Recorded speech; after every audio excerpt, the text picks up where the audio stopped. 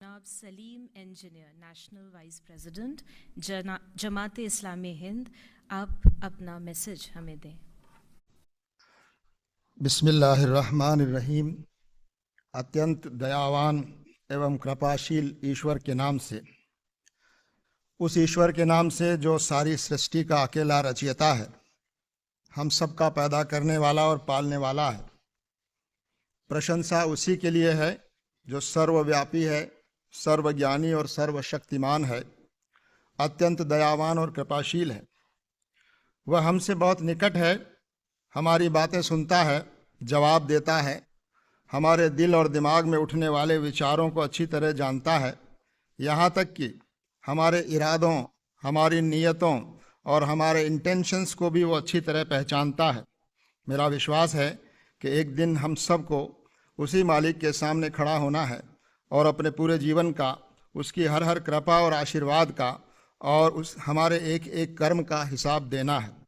ईश्वर की विशेष कृपा और शांति हो उन तमाम ईश दूतों, संदेष्टाओं और पैगंबरों पर जो ईश्वर के आगे संपूर्ण समर्पण का संदेश और मार्गदर्शन लेकर इस धरती पर भेजे गए।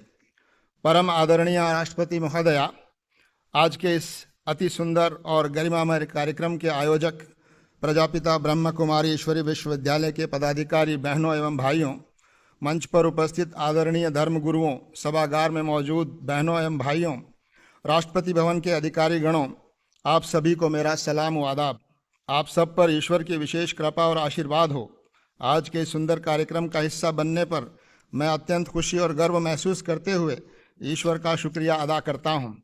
इस सच्चाई को सब धर्मों और आस्थाओं के लोग स्वीकार करते हैं कि धरती पर जितने इंसान मौजूद हैं वे सब एक ही माँ बाप की संतान हैं, यानी आदम और हव्वा की संतान हैं।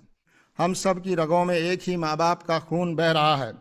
ईश्वर के सभी पैगंबरों ने और अंतिम पैगंबर हज़रत मोहम्मद सल्लल्लाहु अलैहि वसल्लम ने ईश्वर के इस संदेश को आम किया कि तमाम इंसान बराबर हैं, कोई बड़ा और कोई छोटा, कोई ऊंचा और कोई नीचा नहीं है। हर इंसान की इज्जत और उसका सम्मान होना चाहिए। हर मानव की गरिमा की रक्षा की जानी चाहिए। धर्म, जाति, लिंग, भाषा, क्षेत्र या विचारधारा किसी भी आधार पर किसी के अधिकार कम या ज़्यादा नहीं हो सकते। किसी के साथ भी भेदभाव न हो, यह समाज को और व्यवस्था को मिलकर सुनिश्चित करना चाहिए। हज़रत मोहम्मद साहब ने फरमाया, अल खल्को अयालुल्लाह, यानी ये सारी सृष्टि और ये सारे प्राणी ईश्वर का एक परिवार और कुनबा और ख़ानदान है।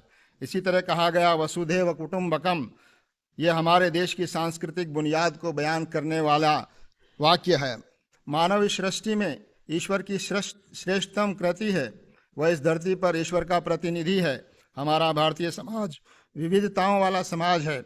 हमारे देश की बड़ी आबादी किसी न किसी धर्म या विचारधारा एवं जीवन व्यवस्था में विश्वास करती है। हमारे संविधान में यह सुनिश्चित किया गया है कि हर नागरिक अपनी पसंद का धर्म, आस्था या विचारधारा अपनाने के लिए पूरी तरह स्वतंत्र हो।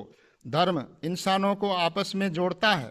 इंसानों को बांटने वाला, उनको नीचा और ऊंचा बनाने वाला धर्म हो ही नहीं सकता।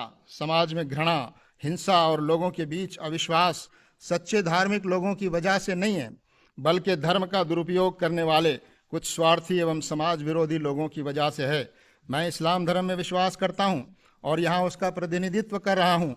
मैं आपसे निवेदन करना चाहता हूँ कि इस्लाम शब्द का अर्थ है ईश्वर के आगे संपूर्ण समर्पण। इसका एक अर्थ शांति है, क्योंकि अपने सृष्टा के आगे समर्पण से ही इंसान के मन में और इस धरती पर न्याय और शांति की स्थापना हो सकती है। न्याय की स्थापना ही वास्तव में धर्म की स्थापना है और यही शांति की स्थापना की असल बुनियाद है। धर्म हमको अपने सृष्टा का परिचय कराता है, हमें उससे जोड़ता है। सच्चा धार्मिक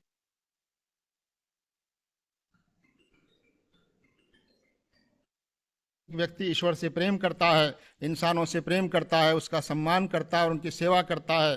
धर्म व्यक्ति को अनुशासित करता है।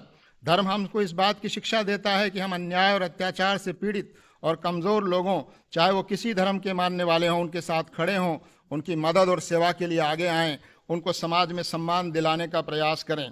आज इस बात की आवश्यकता है कि विभिन्न धर्मावलंबियों में और धर्म गुरुओं में मेल जोल बढ़ना चाहिए, उनके बीच संवाद मजबूत हो। समाज में नैतिक मूल्यों को स्थापित करने के लिए हम सब धर्म गुरुओं को मिलकर प्रयास करना चाहिए।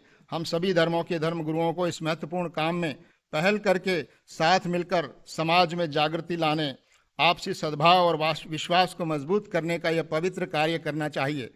और हम लोग ये कार्य कर भी रहे हैं, लेकिन इस कार्य को और अधिक सक्रियता से करने की आवश्यकता है। मैं ईश्वर से प्रार्थना करता हूँ कि वह हम सबको देश और समाज के प्रति अपना दायित्व पूरा करने की प्रेरणा और शक्ति प्रदान करे, ताकि हम सब मिलकर शांति पर आधारित और नैतिक मूल्यों पर आधारित और न्याय पर आधारित एक समाज का निर्माण कर सकें और भारत को प्रगति और समृद्धि की राहों पर आगे ले जा सकें।